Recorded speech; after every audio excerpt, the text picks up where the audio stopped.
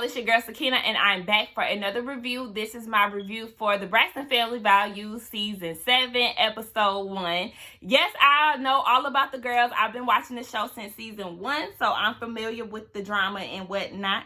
But let's get into this review because it wasn't really much to this episode for real. Now, it started off with everybody talking about Tamar committing suicide or attempting to commit suicide. Oh, Lord Jesus, no. But yes. So they talked about that. Miss Evelyn said that she knew that her daughter was going through some things, but she didn't know that it was that bad to where she wanted to just, take her own life. One thing that kind of stood out to me during this was Tony's hair, but we ain't gonna talk about that right now. But Trina, she was talking to Tamar like, I love you, blah, blah, blah. Like, I'm sure she probably said this behind closed doors, or hopefully she said that behind closed doors. But I was just like, why are you talking to her, like, through the camera? I ain't like that. But whatever. We go to 7 months prior, and we see that Tamar is down at Tony's photo shoot. She's doing a photo shoot for her upcoming album, and she looks great. I love seeing Toni Braxton being Toni Braxton. So she was doing her thing at her photo shoot, and Tamar was like, we need to see some ass. We need to see this. She's directing the photo shoot. And they start talking about the Bachelorette party. So Toni can't go to the Bachelorette party because she has a photo shoot to do, a video shoot to do. So she's going to miss out on it, even though she hates that she's going to miss it. Tamar really does not want to go. And she says because she didn't help plan it. I just feel like she just didn't want to go because they're not on good terms. But she was using that as an excuse.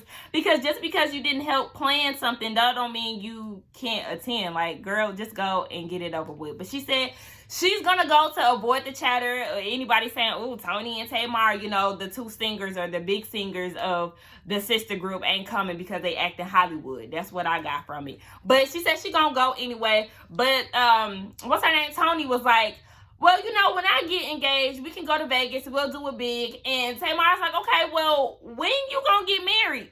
Toni don't know when her and Birdman gonna get married, but one thing we know, they still together. Remember, they went through that breakup stage, and then he, I think he did an offset and popped up on stage or some shit. I don't know. They back together, bottom line, and the engagement is still in the works. They just don't have a date because Toni is out here trying to make some money because, they both kind of, when it comes down to the coins.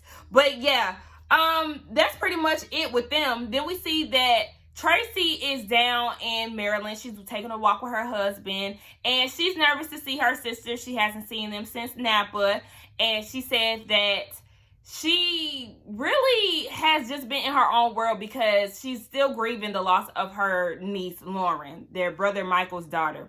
They were very close, and I thought that Lauren had passed away from health complications. Come to find out, she passed away from an accidental overdose. So that's so sad, so sad. And I did see that they were really close. I seen that on Instagram some time back. But anyway, she just said she's really tired of her sisters. She doesn't like them throwing rocks and hiding their hands, making her upset and being like, what? She felt like she's basically gaslit. And I understand where she's coming from because throughout the seasons, they have been treating Tracy like the black sheep. But at the same time, I need Tracy to understand that it wasn't her sister's fault that she got pregnant. Like, the show had to go on. The contracts were signed. They signed them, and that's that. Like, it happened so long ago. Like, you really have to just get over that. So I understand the sister's frustrations with Tracy still holding on to that animosity. And then I understand Tracy feeling like the black sheep and they always leaving her behind for something. Because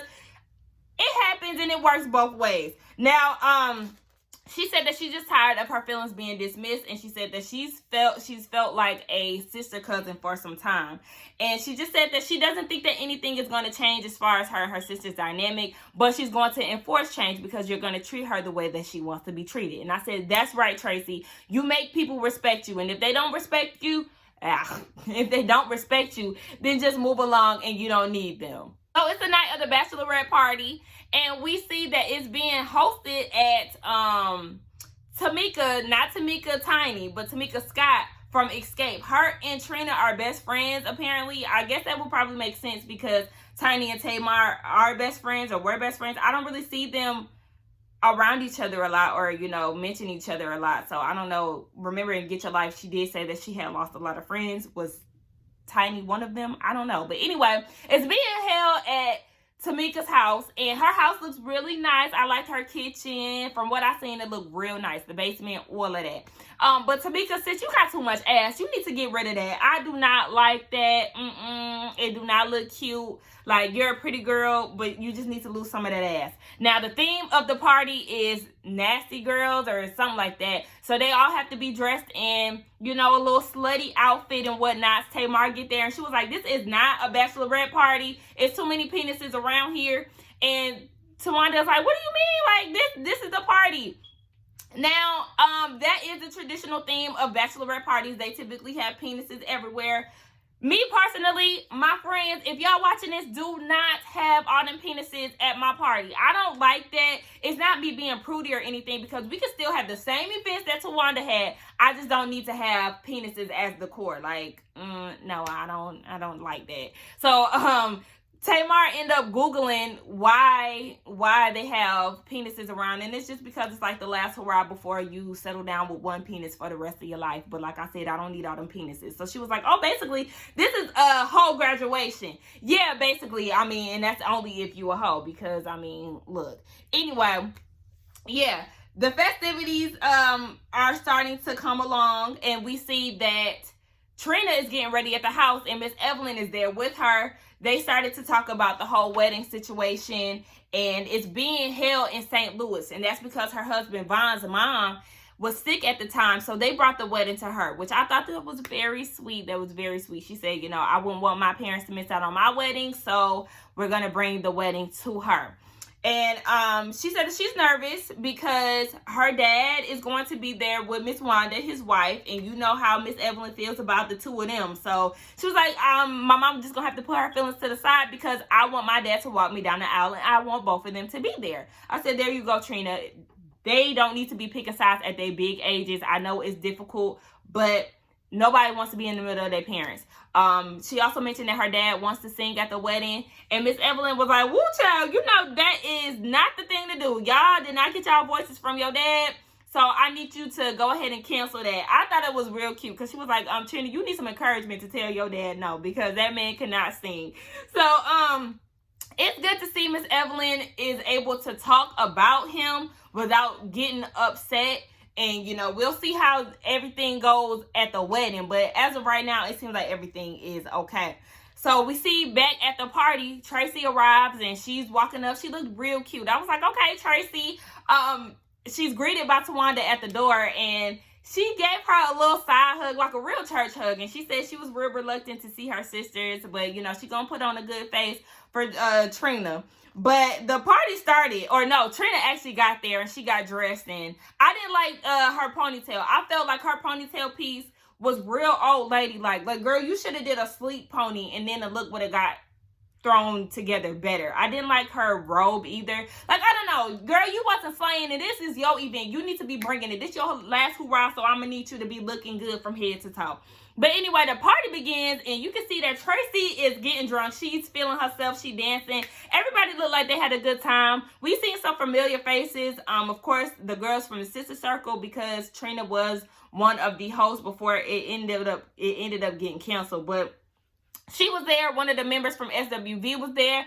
Miss Juicy Baby was there. It was some other people too, but I didn't know them. But one thing that stuck out to me was like, this is a bachelorette party. What these men doing here? Because I seen some men in the background, but we learned quickly what those men were there for. So we see that, I don't know if they're like sex therapists or what, but whatever. We just gonna say that they were sex therapists. But they had this couple show us how you get an orgasm. And when I say show, I mean like physically show. Like the girl took her top off and she sat on top of the man's lap and they're chest to chest. And I was like, oh, okay. And, you know, there were some people that started to talk like, oh, okay, I wasn't prepared for this. You know, what's her name? Tamar was on the sideline giving her a little input on it. And Tawanda was like, all right, y'all need to be quiet. Like, shh, listen to what they saying. And this causes not Tracy, but, oh, y'all, all these damn T's. But this causes Trina to get up because she is annoyed at this point. So she storms off and she goes upstairs. And she says in her confessional, this party is getting way too triple S for me. And I feel like Tony would not have enjoyed this. And I'm like, why are you bringing up Tony? Tony not even here. So speaking of Tony, we see her in LA. She's at her video shoot and she's getting down to her dance song. It's like a dance song. She said that she's trying to give like a Janet Jackson, Britney Spears feel.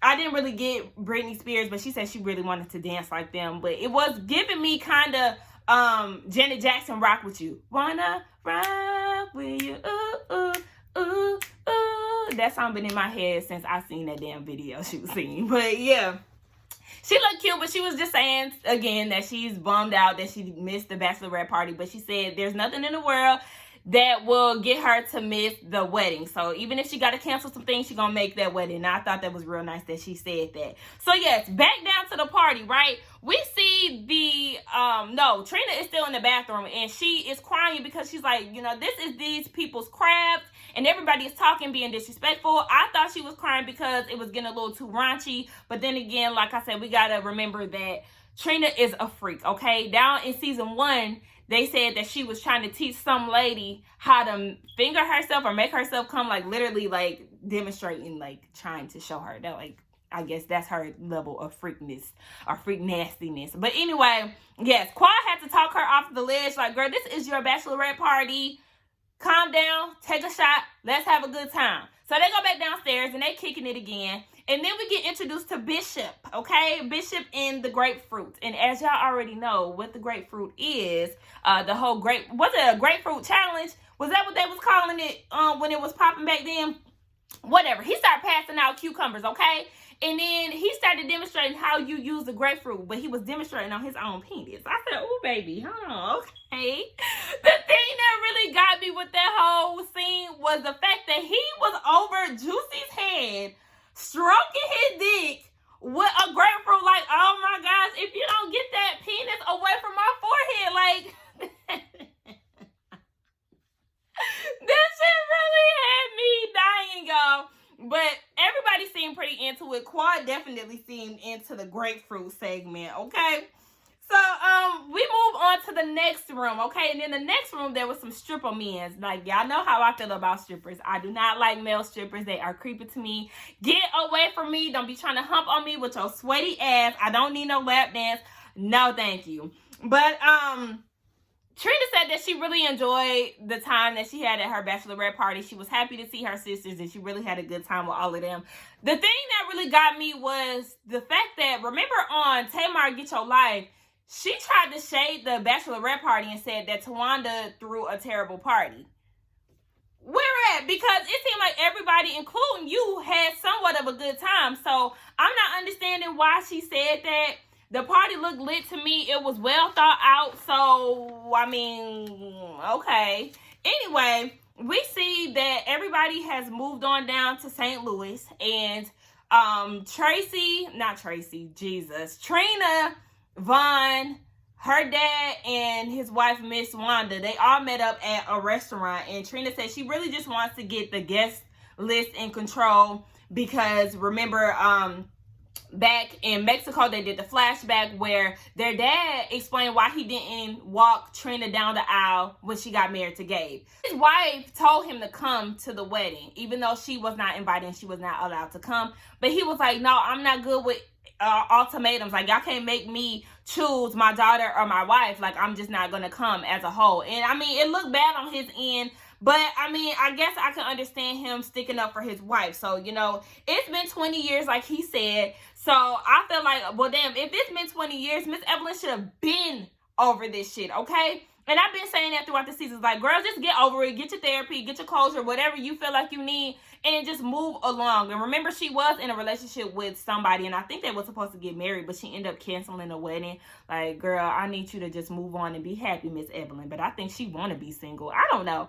Enough of Miss Evelyn. Like I said, yes. It's been 20 years. And their dad said he just wants no conflict this time. He's happy that he's able to walk Trina down the aisle. And Trina was like, okay, well, Daddy, I know that you wanted to sing.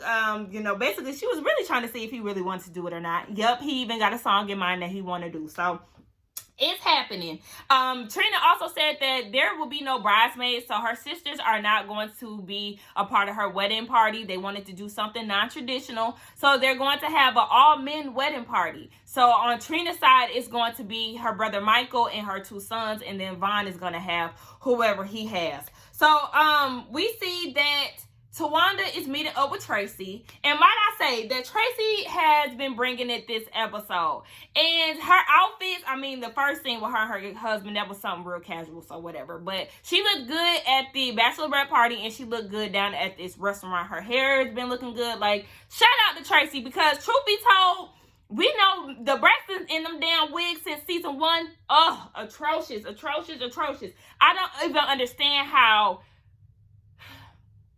Tony, you're the superstar. Like, I understand that you have lupus, and that may be a part of why your hair is not really, it's thinning out, basically. But bring out Tony with the short hair. We love vintage Tony Braxton, okay? The 90s Tony Braxton. Like, bring us the short 27 piece or something. Like, I don't know. I just don't like their hair. And I say all of this to bring it back to Tracy. I felt like throughout the seasons, Tracy had the best hair, and that's because she always rocked the short wigs, and she was able to pull them off. So, yes, best hair goes to Tracy, in my opinion, because she was able to rock the short cuts. Now, Tracy said that she had a good time with her sisters, even though there were some underlying issues. She said that she's been keeping her distance because she is still grieving the loss of their niece, and she said that, you know, that was like a daughter to her, so she's really feeling it. She even said sometimes her wound hurts from the whole situation, but she just said that it isn't the time to talk with her sisters, even though, you know, they have issues. She just felt like this is not the time. Napa has been a year ago, and she hasn't really even talked to anybody, not even her mom. And I was like, damn, okay. And through all of this, Tawanda apologizes to Tracy, but Tracy is like, I don't really want to accept the apology right now. And it's because Tracy is looking for different results. She does not want to go through apologies only for them to fall into their same habits. And I can understand that. I respect that. Look, y'all can't say, oh, I'm sorry, but then go and do the same thing. So it just doesn't work that way. I understand. Tracy said she needs some time to heal and to get herself together and figure out how she wants to be treated. And dealing with this type of family, I understand. It's going to take some counseling, okay? Because Dr. Shirley can't get y'all together. TD Jakes couldn't get y'all together. Iyanla couldn't even get y'all together. She couldn't fix y'all life. Oh, baby. Ooh, just thinking about that damn Fix My Life episode. When I tell y'all it was cringy as hell and Tamar was doing the absolute most, I did not believe not one word. She was like, Tracy, please, please, please. Like, girl, you're really embarrassing yourself, Tamar, okay? And Tamar is my Pisces sister, okay? But sometimes I identify with her. More times I don't, because she just be doing the most. But sometimes she is entertaining.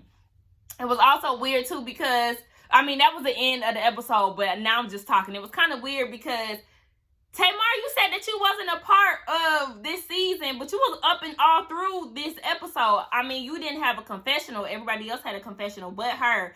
But I mean, I guess we'll just see how it plays out. But anyway, yeah, y'all, that was my thoughts on the episode. Don't forget to like, comment, and subscribe to my channel, and I will see y'all in the next one. Bye.